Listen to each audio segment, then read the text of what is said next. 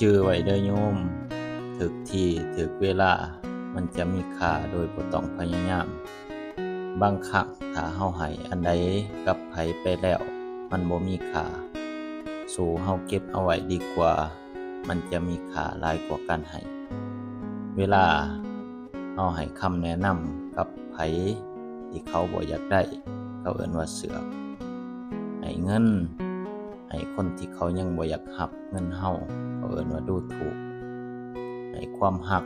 กับคนที่เขาบ่มีใจเขาเอิ้นว่ารำคาญฉะนั้นการให้เป็นสิ่งที่มีค่าแต่ถ้าให้ผิดที่ผิดเวลาคุณค่ามันจะหมดไป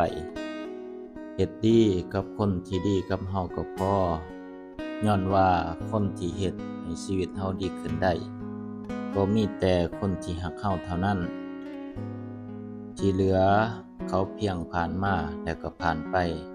เฮาเฮ็ดอันใดกับไผไปแล้วเฮาบ่ได้รับกลับมาแล้วเฮาก็จะได้คำตอบว่าการให้เป็นเรื่องที่ดีแต่ต้องให้ถูกที่และถูกคนคนจริงใจหาได้ยากเมื่อเฮาจริงใจกับไผไปแล้วเขาบ่เห็นค่าคนที่เสียใจควรเป็นเขาบ่แม่นเฮาการเฮ็ดดีต้องเฮ็ดให้ถูกกับคนดีหมายความว่าถ้าเฮ็ดดีกับคนบ่ดีก็จะได้ผลน้อยกลับมาหรือบ่ได้อันใดเลยไปช่วยเหลือคนบ่ดีนอกจากคนบ่ดีจะได้ใจแล้วเขายังหาโอกาสมาทำร้ายเฮาอีกดังนิทานชาวนากับงูเห่าฉะนั้น